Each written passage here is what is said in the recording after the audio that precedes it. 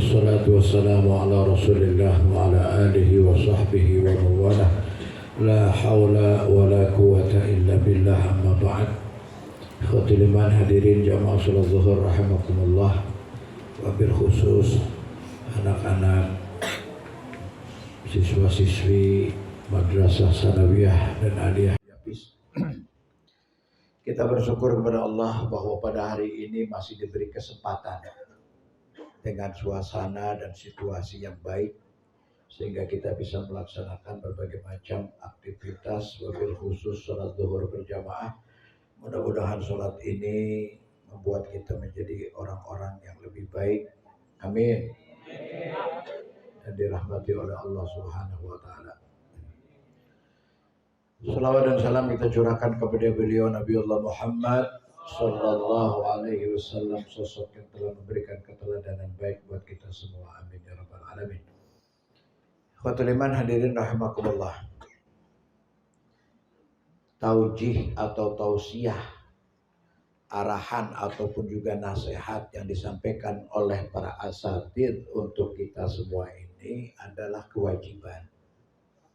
Jadi yang memberi wasiat, nasihat wajib, watawasau bil haqqi watawasau bis sabr. Karena itu wajib, maka yang mendengarkan lebih wajib. Mengucapkan salam hukumnya apa? Mengucapkan salam hukumnya, menjawab salam hukumnya. Maka kalau ada salam wajib dijawab. Assalamualaikum warahmatullahi wabarakatuh. Jadi kalau ada nasihat, ada taujih, kemudian Anda duduk di satu majelis, harus mendengarkan. Tidak boleh ada wajah yang ditundukkan dalam arti ngantuk tidur. Ada yang ngantuk? Ada. Belum makan. Dengarkan. Nasihat-nasihat yang disampaikan atau tausiah-tausiah dalam agama Islam ini itu menggugah hati, memberikan motivasi, membangkitkan semangat. Maka dari itu hukum di dalam kita berkomunikasi, artinya yang satu memberikan nasihat, yang satu lagi mendengarkan, itu harus didawamkan di dalam kegiatan umat Islam. Harus dawam. Oh, saya sudah pintar, saya sudah pandai. Nah, sudah pintar dan sudah pandai bukan berarti dia bisa mengamalkan. Bisa jadi ada gangguan-gangguan dan godaan-godaan, tapi tatkala dia mau duduk di satu majelis kemudian mendengarkan, nanti para malaikat-malaikat mendoakan supaya dia bisa mengamalkan. Ini biasa kita doa dalam sholat, iyyaka na'budu wa iyyaka nasta'in. Aku hanya kepada Engkau ya Allah aku menyembah, dan hanya kepada Allah aku mohon pertolongan. Artinya ibadah itu khusus pada Allah, tapi kita tidak bisa ibadah kalau tidak ditolong oleh Allah Subhanahu wa Ta'ala. Apa pertolongannya? Coba dalam sholat ini, kita bisa sholat ini, apa pertolongan Allah yang diberikan kepada kita? Pertolongannya apa? Coba, ini kan tadi sholat. Kalian kok bisa sholat? Pertolongannya dari Allah itu apa?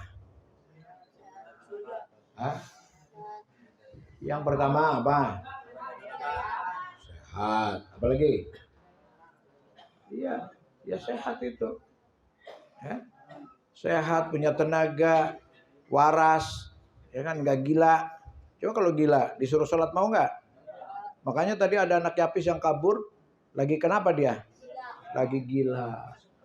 Iya. Kabur dikejar sama Pak Ahmad sampai ke sana tuh. Lagi gila itu, lagi nggak sehat. Ya kan, badannya sehat, otaknya nggak sehat. Ya kan? Dalam Al-Quran disebut wa in ahsantum li anfusikum. Kalau kamu berbuat baik, kebaikan itu dampaknya kepada Anda sendiri. Wa in asatum falaha. Kalau kamu berbuat buruk, ya sudah. Itu resikonya. Nah, apa yang diajarkan atau diperintahkan di dalam Islam itu semua mengandung nilai kebaikan. Tidak ada yang tidak baik. Apalagi sholat. Sholat itu faktor utama. Faktor utama dinamakan as-sholatu imaduddin. Sholat itu tiang agama. Faman aqamaha faqad aqamaddin. Siapa yang menegakkan sholat berarti dia telah mendirikan bangunan Islam. Bangunan tidak ada tiang, runtuh, rubuh.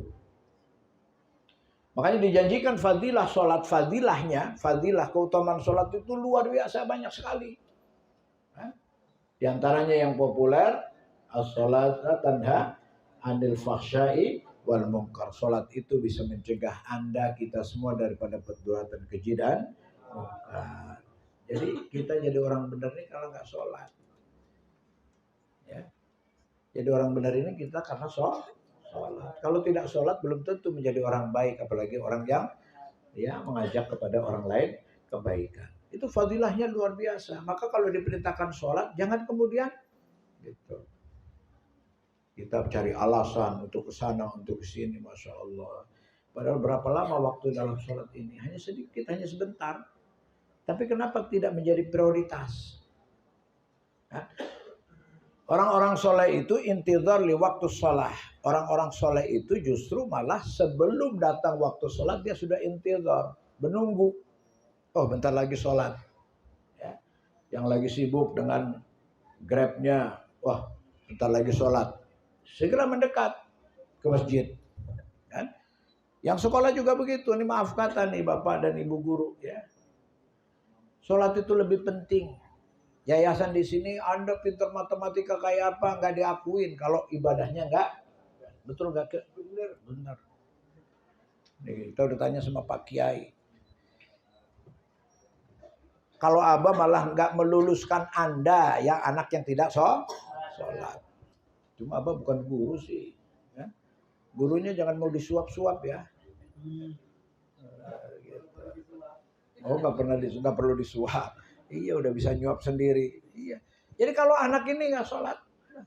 Dan Pak Ahmad jangan kejar-kejar. Pak Ahmad ngejar sampai Margaria. Jangan dikejar Pak Ahmad. Catat aja.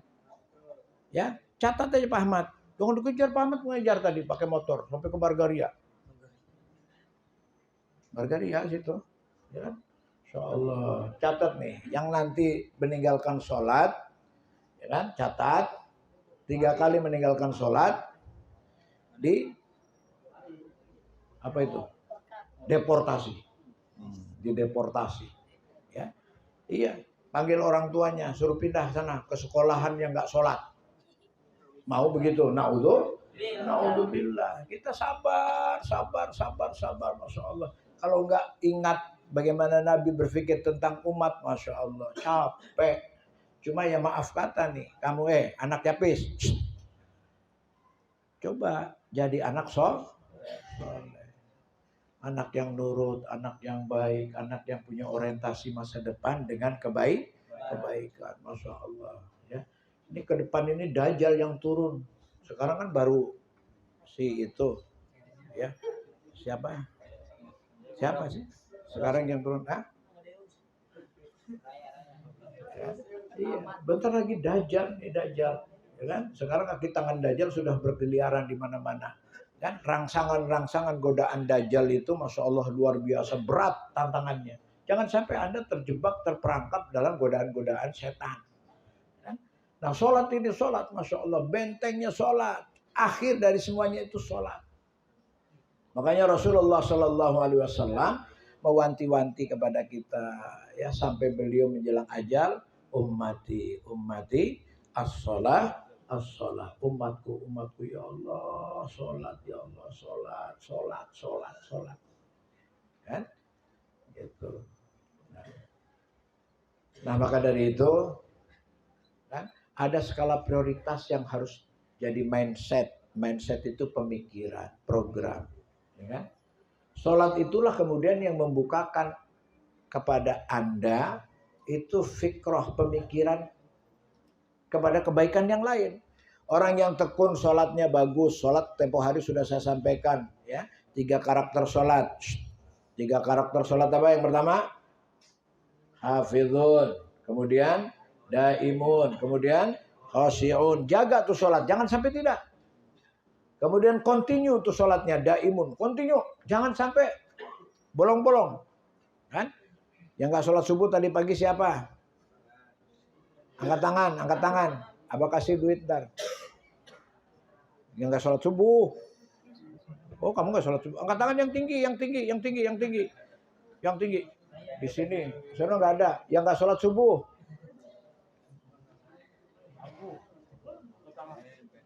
Ya kan? Kenapa nggak sholat subuh? Coba ditanya, kenapa nggak sholat subuh? Bangunnya kesiangan. Emang tidurnya sama siapa? Sendiri. Tidur bangunnya kesiangan. Ya. Coba fadilah sholat subuh apa fadilah sholat subuh? Sekarang nggak usah sholat subuhnya. Rok'ataini qablal fajri khairum minad dunya wa ma fiha. 2 rakaat sebelum subuh, sunnah berarti, sholat sunnah. Sunnah qobliyah subuh itu lebih bagus daripada dunia dan isinya. Ya. Jadi presiden hebat nggak? Hebat nggak jadi presiden? Oh enggak. Hebat nggak? Hebat. Tapi hebatan mana orang yang sholat 2 rakaat sebelum subuh? Kalah itu jabatan presiden kalau nggak sholat kalah dengan sholat 2 rakaat waktu subuh. Apalagi plus 2 rakaat sebelum subuh, 2 rakaat subuhnya, kemudian ditambah zuhurnya, kemudian ditambah asar, maghrib, isya, masya Allah, insya Allah. Ya kan? Wah, tapi saya miskin. Itu yang nggak sholat kok kayak istidraj, ya kan? La yaghurrannaka taqallubul ladzina kafaru fil bilad mata'un qalilun. Jangan menggoda kalian, mempengaruhi kalian kehebatan orang-orang fasik, munafik, kafir tentang kemewahan hidupnya di dunia, kedudukannya di dunia. Enggak usah. Jangan menggiurkan itu. Kan? Ma'wahum jahannam wa bi'sal mihad. Janji Allah itu mereka itu sekarang enak di dunia saja, entar dimasukin ke neraka jahannam wa bi'sal mihad, dan itulah seburuk-buruk tempat kembali. Jangan tergiur. Ukurannya uang, ukurannya uang, ukurannya uang. Jangan diukur uang. Kan? Iya, uang sih memang ya bukan segala-galanya, tapi segala-galanya pakai uang katanya. Sampai bilang, emang bangunan pakai uang? Pakai uang apa pakai semen? Insya Allah Allah bukakan pintu barokah. Lau anna ahlal qura amanu wa taqaw la fatahna alaihim barakatim minas sama'i wal ardh. Kalau suatu penduduk, satu golongan, satu komunitas tekun dia iman takwa, ya. Iman takwa bukan berarti nggak sholat. Iman takwa pasti ada sholatnya, ada sedekahnya, ada amaliyah-amaliyah yang lain. Itu dibukakan pintu barokah oleh Allah Subhanahu wa taala. Maka insya Allah semuanya mudah, semuanya mudah. Akan tetapi kalau satu komunitas ada yang taat kepada Allah, ada yang fasik kepada Allah, ada yang maksiat kepada Allah, itu tidak sinkron. HP kalau nggak sinkron satu aplikasi dengan aplikasi yang lain bagaimana? Hang.